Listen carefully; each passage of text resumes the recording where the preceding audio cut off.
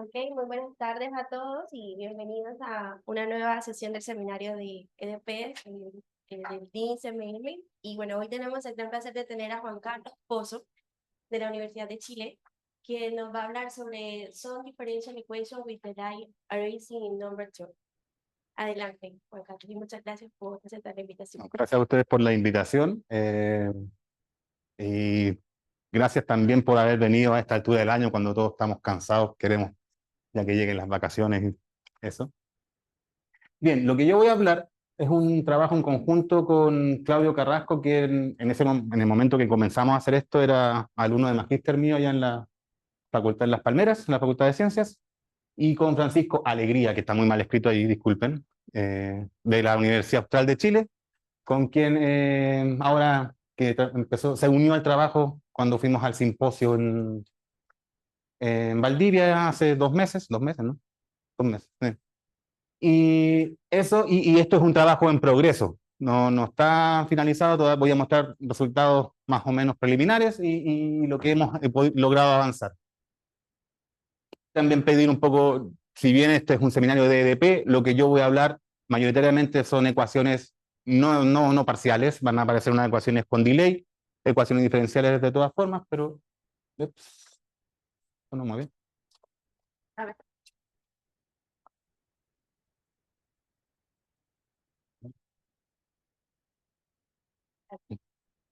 Ahí sí.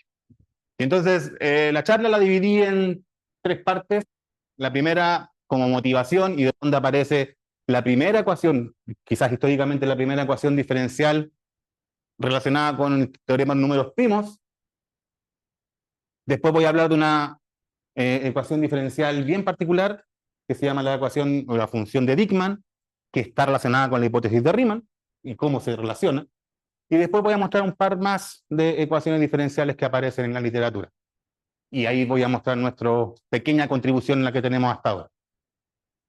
Bien, el teorema de los números primos. El teorema de los números primos se pregunta cuál es la cantidad, o más o menos establece la cantidad de primos que hay hasta un número x. Y se pregunta cómo es su distribución asintótica cuando x tiende a infinito. ¿Bien? Y uno la puede codificar contando cuántos primos hay antes que x que sean primos. ¿No? Sumar todo, ves que salga un 1, o sea, salga un primo, suma un 1 y empieza a contar. Y se conjeturó, de hecho estuvo abierto mucho tiempo, preguntarse cómo era la distribución asintótica de esta función y se pudo demostrar que es asintótica a x sobre el logaritmo natural de x. ¿Bien? En particular eso muestra que hay infinitos primos. Pero eso ya se sabía hace mucho tiempo. Hay varias demostraciones de este teorema. Y las más clásicas, ahí está de la de Poisson, no sé cómo se pronuncia, disculpen, Hadamard, que ellos, antes de esto, hubo un personaje, Chebyshev, que estuvo a punto de demostrarlo, pero le faltaba un ingrediente que era variable compleja. Y después de la introducción de variable compleja, estos dos personajes lograron demostrar, más o menos complicadamente. Después de eso, Littlewood dio un teorema ocupando teoremas tauberianos. Erdős y Selberg lograron hacer una demostración elemental, pero uno pasa y de verdad que no es simple, de verdad que ocupa hechos muy refinados, pero son elementales en el sentido de que no ocupa ninguna herramienta muy complicada ni variable compleja ni nada, sino que son bastante elementales. Neumann también dio una demostración ya mucho más avanzada, es complejo elemental, y la palabra elemental es porque fíjense que han pasado 100 años de desarrollo de variable compleja, entonces no es muy complicada si uno sabe variable compleja eso. Y luego, déjenme recalcar, hay más personas que han demostrado esto de distintas maneras. Yo quiero enfocarme en estos dos que ocupan una ecuación diferencial con delay y la estabilidad de esa ecuación diferencial al infinito. De hecho, aquí puse los dos porque este es un paper bien cortito donde dicen que lo hacen. Y Wright se dio cuenta de que lo que estaban diciendo ellos lo había hecho Cherwell unos 20 años atrás, pero no lo publicó Cherwell. Y Wright dice, no, este argumento también fue hecho por Cherwell en paper. De hecho, Cherwell contactó a Wright para preguntarle si la ecuación diferencial que a él le parecía era estable o no. Y Wright no supo responderlo y de hecho hizo como 10 papers con respecto a la estabilidad de las ecuaciones diferenciales que aparecía ahí y se olvidó el problema de teoría de números, de hecho. Y después cuando vio este paper de Bismuth, dijo, no, ese approach ya lo había hecho Cherwell anteriormente. Entonces por eso aparecen estos 2 años, en 1960 y 1942. Bien, ¿cuál es la ecuación diferencial que aparece? Es una ecuación diferencial, yo dije que era con delay, déjenme, todavía no aparece la ecuación con delay, pero es una ecuación diferencial que involucra potencias de x al cuadrado y es así. ¿Bien? Entonces, no es difícil ver. Estoy mirando la solución como la distribución de primos sobre x, así que lo estoy mirando como la densidad, por si acaso. Y no es difícil ver, es cosa de de computar, que esto efectivamente es una solución de este problema, pero podría no ser la única. Entonces, si uno quisiera mostrar que esto asintóticamente porque va a salir 1 sobre el logaritmo natural de x, este x que está dividiendo va a pasar multiplicando y nos va a quedar lo que establece el teorema de los números primos. Para que esto efectivamente demuestre una forma rigurosa el teorema de los números primos, se necesita que esta función sea estable bajo perturbaciones. ¿Y eso qué significa? Mostrar que si tengo otra solución de esta ecuación, se satisface esto de acá. ¿Bien? Pero eso no se sabía. Y eso es lo que le preguntó Cherwell a Wright. ¿Ya? Y entonces Wright, ¿qué es lo que dijo? Bien, simplifiquemos un poco la ecuación y introduzcamos los siguientes cambios de variable. X igual a e a la 2t, no sé si se marca mucho el t ahí, y f de e a la 2t, y si uno hace cambio de variable simplemente, la ecuación que aparece tiene un término de retardo que es este gt menos 1. ¿Ya? Entonces, ahora esta ecuación queda definida para t mayor que 1, y cuando esto queda en argumentos negativos, vale 0. ¿Ok? Bien, entonces, con esos cambios de variable, ahora el error relativo se transforma en esto de acá. Y ahora uno se pregunta si eso converge a 0 o no. Y entonces, denotemos h de t por lo que queremos que converja a 0. Y derivando, se puede demostrar que esta función h satisface esta ecuación diferencial con retardo también. Bien, uno la incluye en la ecuación anterior. Y ahora Wright sí probó, él logró probar que este tipo de ecuaciones son estables, tienden a 0 cuando t tiende a infinito. De hecho, él probó una cosa mucho más fuerte, que es que cualquier ecuación de este estilo, donde aquí el r es logaritmo natural de 2, si r está entre 0 y 3 medios, converge a 0 cuando t tiende a infinito. Y planteó una conjetura que quedó abierta por bastante tiempo, se resolvió en 2014, creo, que ese R se podía extender hasta pi medios. Y de hecho, y eso permaneció abierto durante mucho tiempo, fue llamada la conjetura de Wright, ahora es teorema, y es verdad. Y luego del pi medios existen soluciones de este tipo de ecuaciones que no convergen a cero. ¿Ok? Aquí están 2 artículos en lo que mencionaba aquí, donde Wright le da el crédito a Cherwell de la deducción de esta ecuación diferencial. Y acá es donde voy a mostrar de dónde, o es un paper donde se puede ver claramente de dónde se llega a esta ecuación diferencial. Yo voy a mostrar ese argumento. Una cosa importante es que usando este approach, uno puede mostrar un teorema también de teoría de números, que es el teorema de Littlewood, que dice que esa función pi de x menos esta integral logarítmica, que es la que se define acá, tiene infinitos cambios de signo y es no acotada. Y de hecho, ¿cómo se hace? Bueno, uno puede mostrar que esta diferencia se parece a algo así, y los argumentos mostrados permiten mostrar que esto cambia de signo infinitas veces y además es no acotado. ¿Ya? ¿Dónde está la relación con la hipótesis de Riemann? Bueno, una de las tantas versiones, pues quizás la inicial de la hipótesis de Riemann, es que yo defino esta función y la extiendo analíticamente. Los ceros no triviales de esa función solamente tienen parte real un medio. ¿Ya?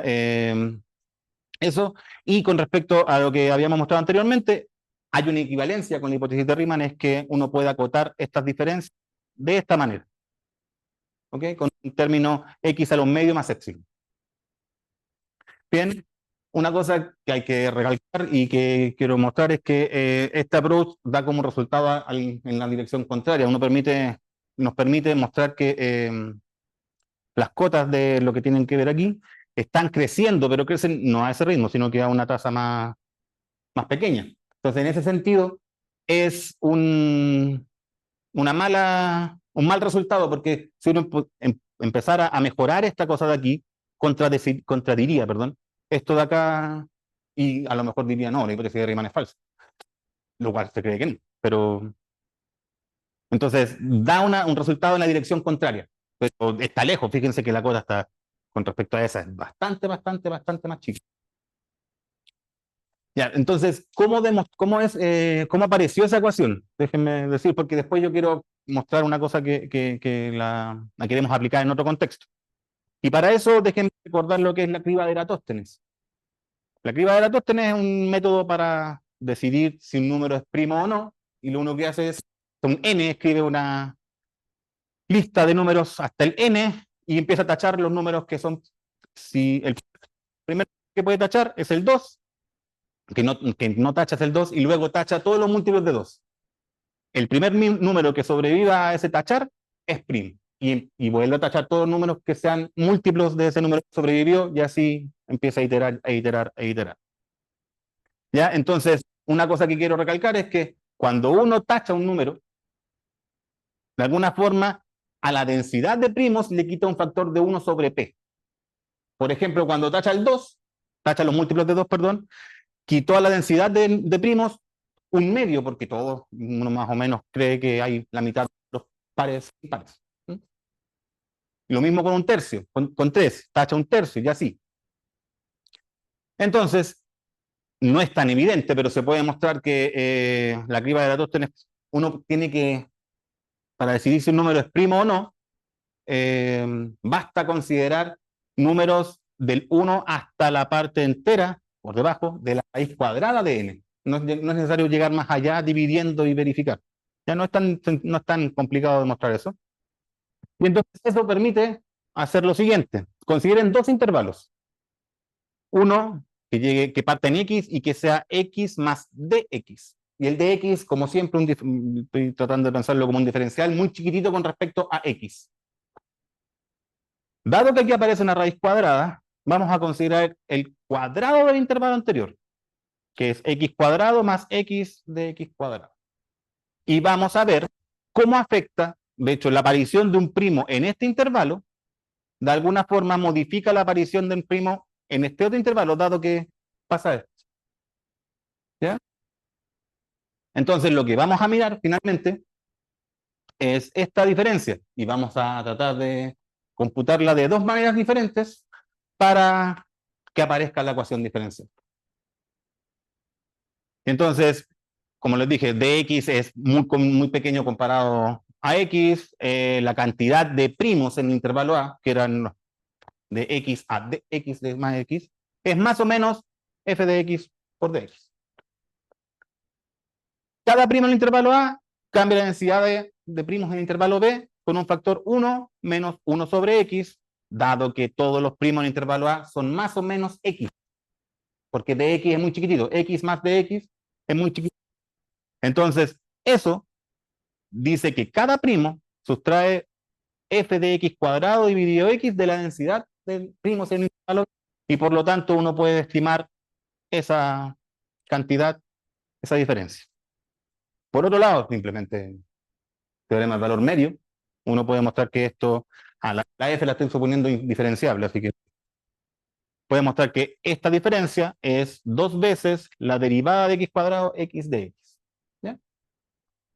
Y por lo tanto, después de igualar, esto es heurístico, pero uno puede hacerlo bien riguroso. Después de igualar, queda esta ecuación que es la que después no la escribí. Ah, no, sí. Después de reemplazar los x cuadrados por raíz de x, se llega a esta ecuación que es la que había propuesto Cherwell, Bisme, Wright. Bien, lo que estamos tratando de hacer nosotros es esta misma idea, aplicarla en otro texto que voy a explicar después. ¿Ya? Uno podría pensar, ok, a esta gente se le ocurrió este argumento bien clever, debe ser debe ser no, sé, la única parte donde se puede aparecer una ecuación diferencial en teoría de números. La pregunta es si hay más ecuaciones diferenciales que aparezcan en teoría de números. La respuesta es sí. Eso voy a hablar de la de Dieckmann y que está relacionada con la hipótesis de Riemann. Bien, y para eso hay que definir lo que es un número suave. Se dice que un número suave si su primer factor primo en su factorización no excede y, es y, perdón. Bien. Entonces, uno se podría preguntar, es más o menos parecido a la distribución asintótica de los números primos. Todos los números que son menores o iguales que x, perdón, tal que su primer factor primo no excede y. O sea, lo que estamos mirando es números que, si bien pueden ser no primos, el primer primo puede ser grandote y todos los demás sean chiquititos.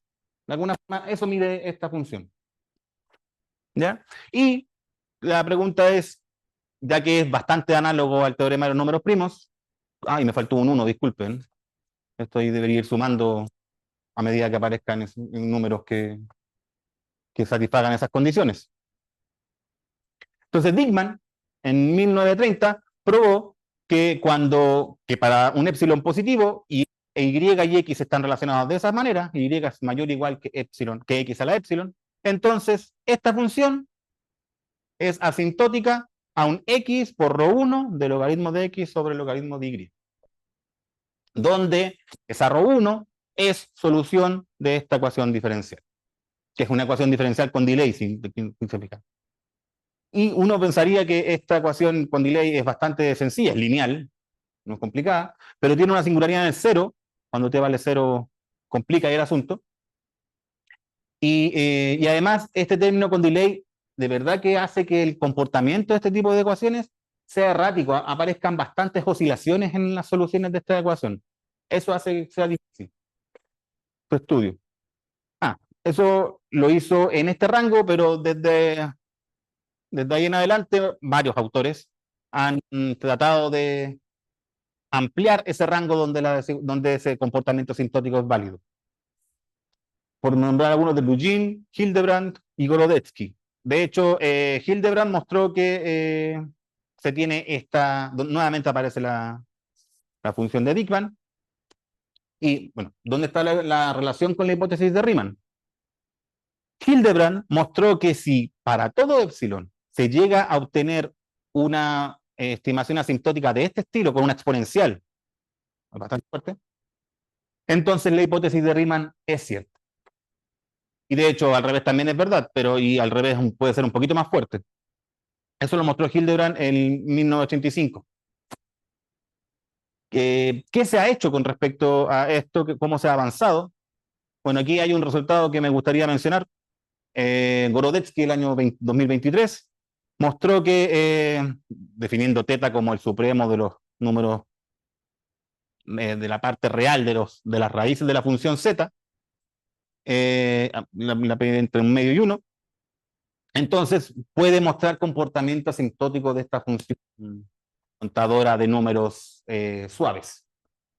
Bien, y asumiendo algunas cosas sobre este número, puede de alguna forma mejorar el comportamiento asintótico de esta función. De hecho, aquí no lo quise poner porque esta función K también satisface una ecuación diferencial con delay, está definida a través de la función z de Riemann. Su definición no es tan sencilla y por eso no la quise colocar, era bastante larga.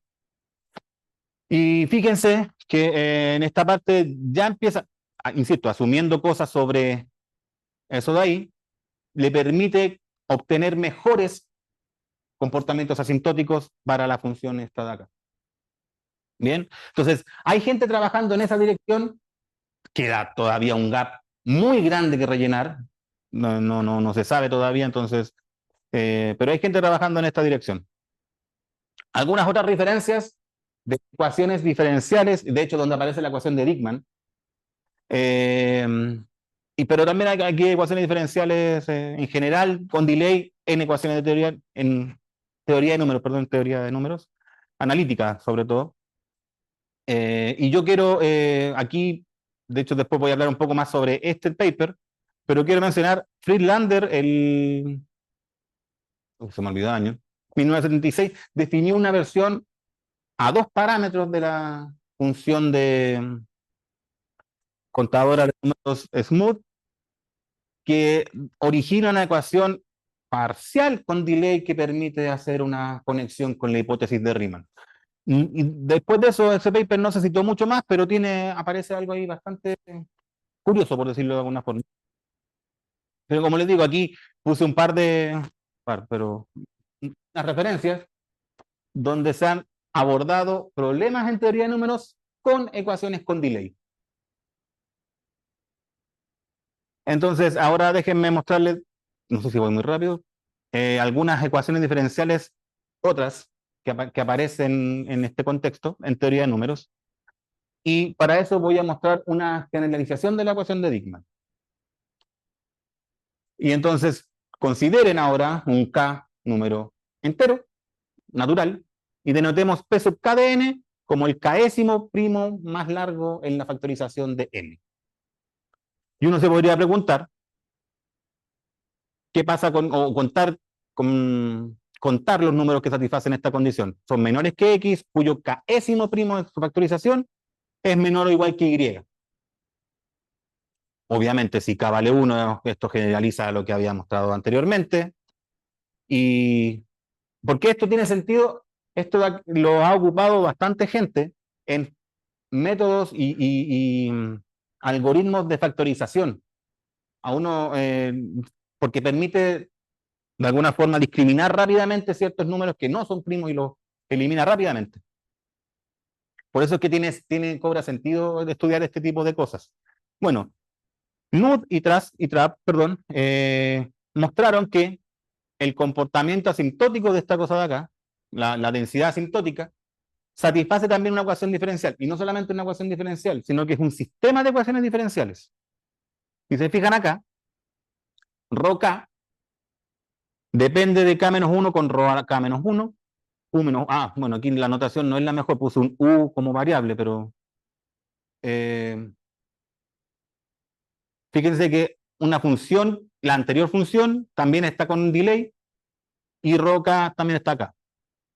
Bien, así que esta ecuación, perdón. Perdón, este alfa no debería ser alfa, este debería ser u. Debería ser u. Sí, gracias. Y nuevamente uno que quisiera entender esto porque para algoritmos de factorización, conocer explícitamente estas funciones les permite mejorar mejorar su tiempo de decir, ok, no, este número no es primo, este número sí es primo. Bien, sin embargo, no se conocen expresiones explícitas de esa ecuación, de esa solución.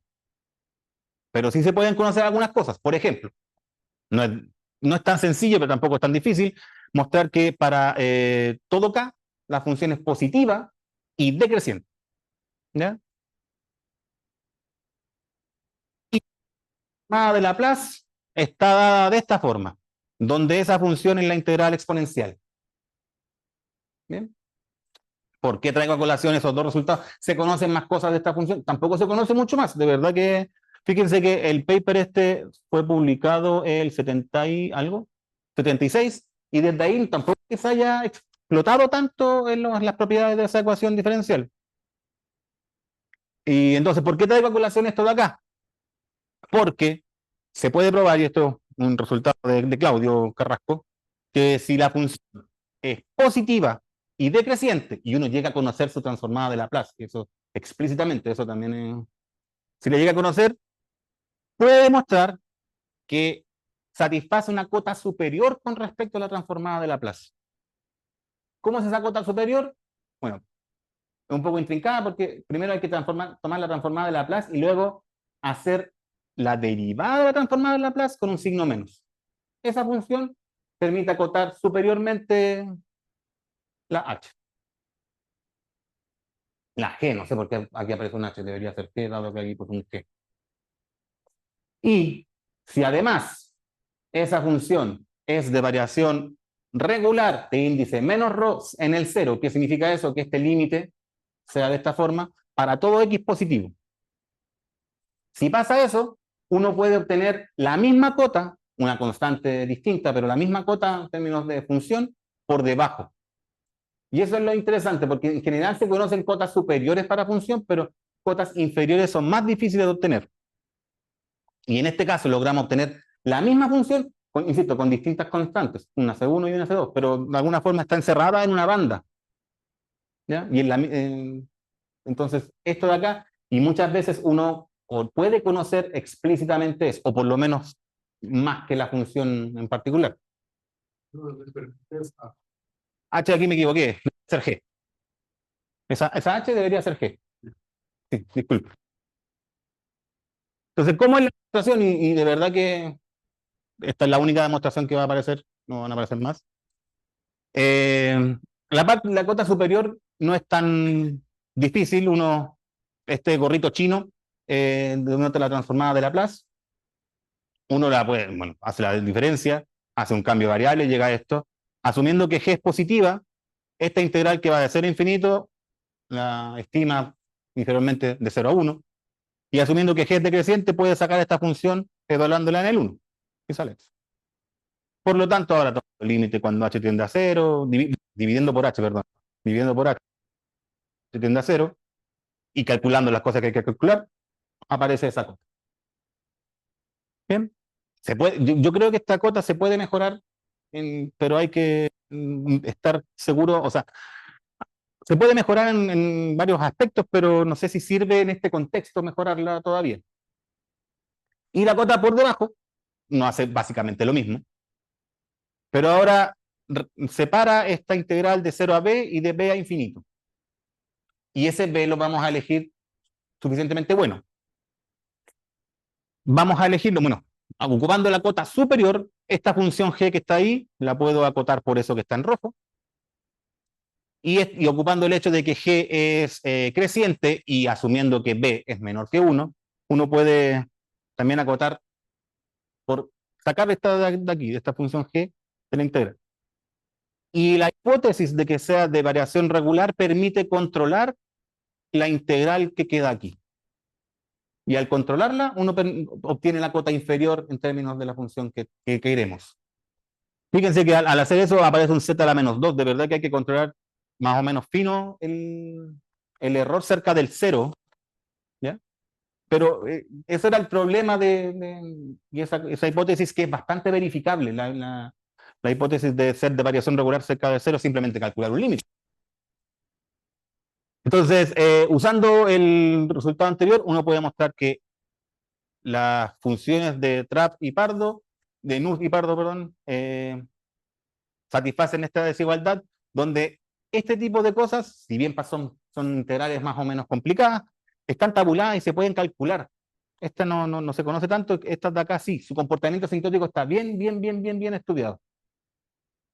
Una cosa que nos dimos cuenta hace poco es que los resultados son optimales, no se puede mejorar esta cota cuando k es mayor que 2, pero cuando k vale 1, esta cota se puede mejorar. Y de hecho la función de Dickmann decrece exponencialmente y aquí no aparece nunca la cota exponencial. Todavía estamos investigando por qué se produce ese cambio de comportamiento, pero aún así tenemos una cota que sirve en muchos casos. Bien, nos preguntamos luego de eso si lo que habíamos hecho se podía extender a otros contextos. Para eso déjenme mostrarles otras ecuaciones diferenciales que aparecen acá. Y para eso consideremos A y B en R. También una ecuación diferencial con retardo que depende de A y de B. Bien. Y entonces, por ejemplo, ese tipo de ecuaciones aparecen en teoría de Krivas en ecuaciones diferenciales o de hecho, esa es la mayor parte donde la he visto aplicadas. Ejemplo, considere un subconjunto de números primos que tenga densidad delta entre 0 y 1 con respecto a los primos. ¿Bien? Y uno se puede preguntar cuál es la cantidad de primos, de números, perdón, menores o iguales que x, tal que P divide a n, tal que si P divide a n, entonces P está en ese subconjunto de primos, implica que P es menor o igual que Y. Insisto, esto de alguna forma quiere estudiar qué tan, o sea, permite diferenciar en algoritmos de factorización ciertas cosas, por eso estudian este tipo de cantidades, y se puede demostrar que eso es asintótico a x, z sub delta, donde z es la solución de esta ecuación con a igual 0 y b igual delta. Bien, también se puede mostrar que esa solución de esa ecuación también decrece, también es positiva, así que le podemos aplicar el algoritmo que queríamos, o sea, las cosas que nosotros obtuvimos. Bien. Sin embargo, como les dije, la aparición de t con retardo hace que este tipo de ecuaciones, la dinámica de este tipo de ecuaciones sea complicada porque pueden oscilar bastante.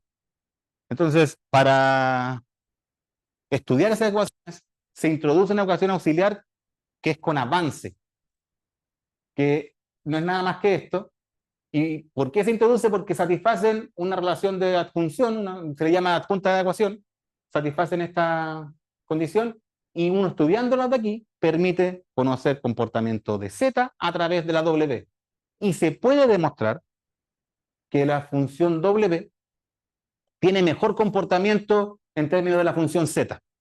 ¿Ya? De hecho, a veces esta función puede ser discontinua en los puntos, en este caso, en los puntos naturales, sin embargo, esta de acá no. Esta siempre va a ser continua, etcétera, etcétera. Entonces, esta tiene muchas mejores propiedades y se está relacionada con la z de esa forma. De hecho, mucha gente ocupando esta relación obtiene propiedades de las funciones tipo estas de acá.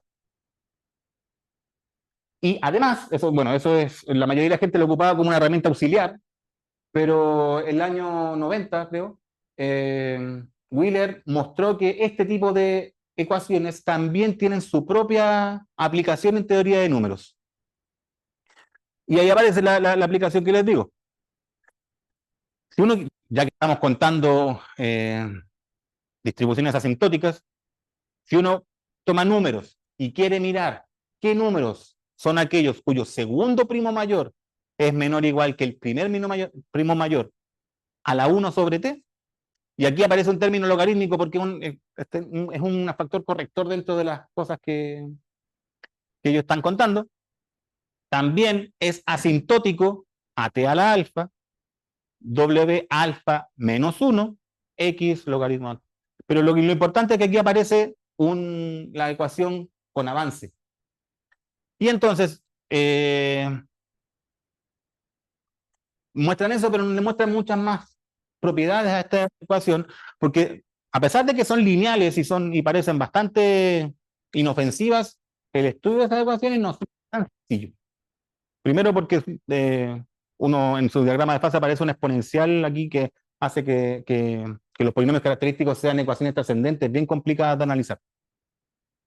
Bien, como les dije, a uno le gustaría conocer propiedades de W alfa a la menos 1, y si dice que alfa vale 0, lo que está contando son los primos cuyo segundo factor primo es menor o igual que el primer factor primo a alguna potencia.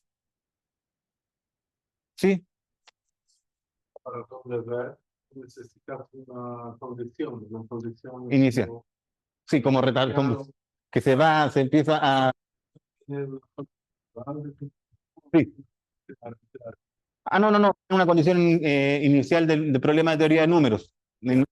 Pero en teoría de números uno exige cómo se comporta inicialmente este tipo de conteo y aparece la condición inicial. ¿No? Eso es condición terminal, no inicial. En el intervalo 1. Sí, por eso. Y después se empieza a repetir, como que de alguna forma periódico, en este caso como voy sumando 1, después se va a repetir en el 2, en el... y efectivamente. Sí. Sí. Pero eso cuando tienes t menos 1 es otro intervalo. No sé si lo que estoy diciendo yo es que con una condición, este término t más 1 lo empieza como a repetir en el... Ya. Tienes que dar el primer intervalo. Sí. Distinto intervalo que cuando tienes t menos 1. Sí, es distinto. Sí. Sí. Y entonces, una de las cosas que pudimos probar es que esta función se puede representar como la transformada de Laplace de otra cierta función también un poquito complicada, pero es la transformada de Laplace de otra función positiva. Y eso nos permite decir que en este intervalo la función W alfa menos 1 es completamente monótona. Por lo tanto, en particular es decreciente. ¿Ya? Y además, cerca del cero uno puede mostrar que se comporta de esa forma, sí.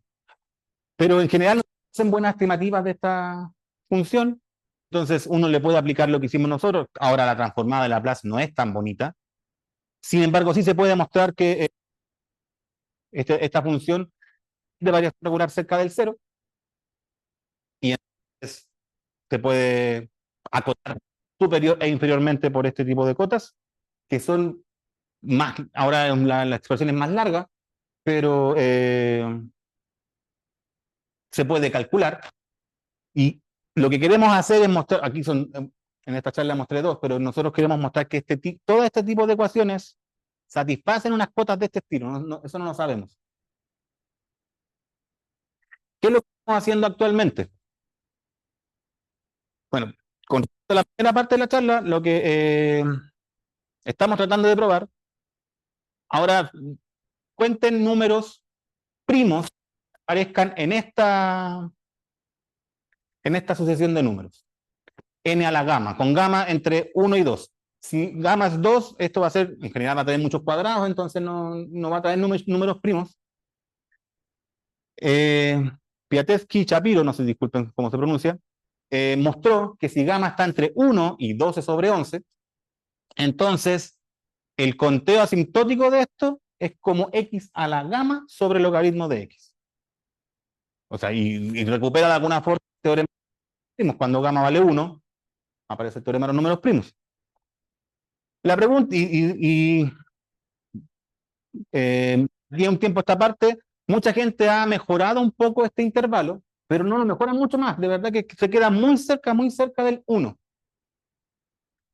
Nosotros creíamos, y de hecho pensábamos que teníamos una demostración para mostrar esto con un rango bastante más grande de gamma, pero al momento de empezar a refinar el argumento nos dimos cuenta que estaba mal, entonces creemos que se puede, el argumento de la ecuación diferencial que di al principio, y de alguna forma mostrar este tipo de resultados. Dos. No, pero es bastante más grande de lo que se conoce en literatura. Pero insisto, el argumento que teníamos está malo y lo estamos mejorando. Esto ya es pensar mucho más en grande. Hay números que se llaman primos gemelos, que son pares de primos, tal que P y P más 2, ambos son primos. No se sabe si hay infinitos de ellos. ¿Ya? Y bueno, Hardy y Littlewood propusieron que este tipo de conteo asintóticamente constante sobre x logaritmo al cuadrado de x. Si se llegase a probar eso, en particular se demuestra que existen infinitos primos gemelos. La pregunta es, ¿se podrá ocupar un argumento de los que mostré anteriormente para obtener una ecuación diferencial que dé algo así? No, de verdad, ni siquiera hemos tratado, no tenemos idea de cómo empezar a formar la ecuación diferencial, pero sería un posible esquema de tratar de atacar este problema.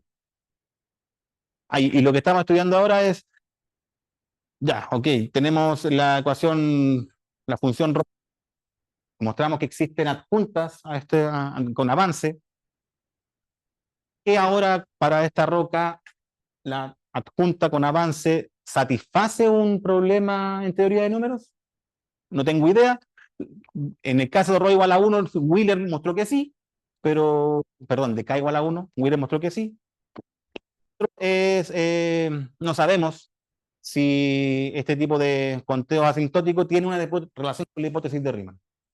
En k igual a 1 sí lo tiene, lo mostró Hildebrand, pero no sabemos si k igual a 1 es el único en ese sentido o no. Eso es lo que estamos trabajando, eso es lo que les quería contar. Gracias.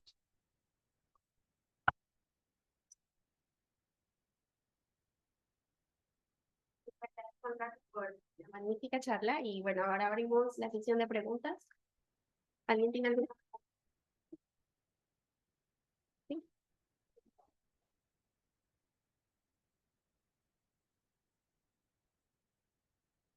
Hola, gracias por la charla.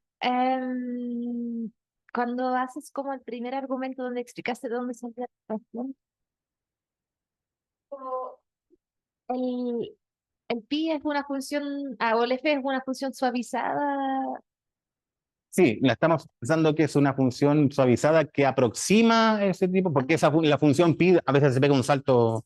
pero Sí. entonces, No, no, por eso en esas partes va a tener derivada grandota, pero la estamos pensando que es P1, sí. ya, entonces, pero ¿qué significa? Porque podría ser cualquier función que aproxima, entonces, mi Sí. pregunta es como cualquier ¿qué significado tiene entonces su derivada? Porque Ah, no, no, no. De todas las que aproximan, no entiendo la pregunta, pero dentro de todas las que aproximan, estamos buscando una que satisfaga esto de aquí. ok.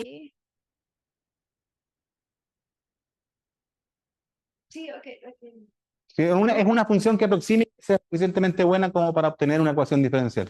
Claro, como que mi pregunta viene, creo que pueden haber muchas funciones que Sí, aproximan y todos van a tener derivadas diferentes. sí, sí, pero Muy diferentes. pero en el límite, lo que queremos es que en el límite pase esto. Eso. Va.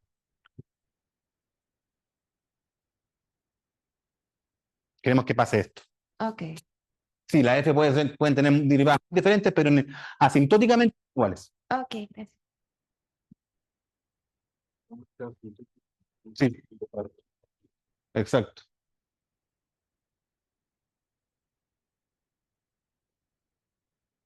Ajá. Gracias por la charla. Solo para complementar la pregunta, o sea, es que ustedes no intentaron hacer como para la última, como que Sí, lo hemos intentado, no hemos llegado mucho a haciendo como el mismo approach, solo que pero el, dos áreas. el problema es en la criba, lo que da la criba de Eratóstenes, no hay un análogo ahí, porque se sale en algún momento elevar a la gama, hace que los números salgan del intervalo correspondiente. ¿Ya? Entonces perdemos algunos primos en ese conteo.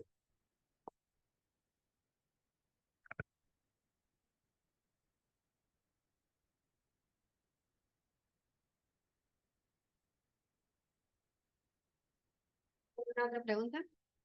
En el Zoom, ¿hay alguien que tenga alguna pregunta? No, yo tengo una pregunta, Juan Carlos. En teoría, no sé si mantenemos una proposición, cuando usas la transformada de la plata de la función G, que es, y demuestras la foto, creo que está. No. No, ya antes de eso. O sea, las hipótesis que estás tomando para la G, el slide, el 25, claro. Tiene la parte de decreciente, pues, porque lo que veo es que cuando claro, es decreciente y la D está definida de manera que funcione a la hora de hacer la integral, ¿cierto? Entonces, no es suficiente con la monotonía, o sea, quizás si Sí, fuese o sea, creciente se podría ajustar, el redefinir. problema es controlar esta singularidad que aparece.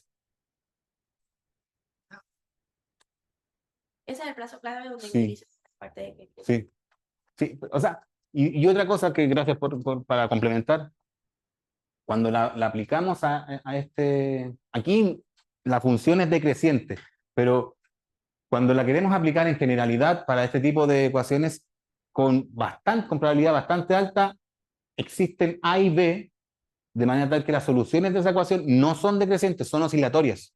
Y ahí no vamos a tener nada, el criterio no nos sirve y lo estamos tratando de refinar para que nos dé información por lo menos asintótica o aproximada de cómo se comporta la solución cuando oscila. Muchas gracias. De nada. ¿Alguna otra pregunta? Bueno, si no tenemos más preguntas, entonces le damos nuevamente la clase a Juan Carlos, por favor.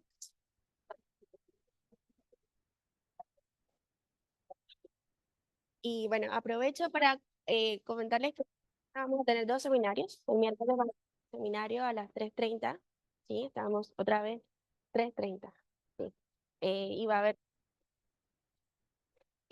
para recordar y extender a quienes no les han llegado la información la invitación a la cena de cierre de seminario, que va a ser el viernes a las 7 de la noche en el restaurante Ciudadano en Providencia. Yo les voy a reenviar la información, pero ojalá que podamos asistir todos y con sus familias y bueno, para hacer un cierre de semestre. Muchas gracias.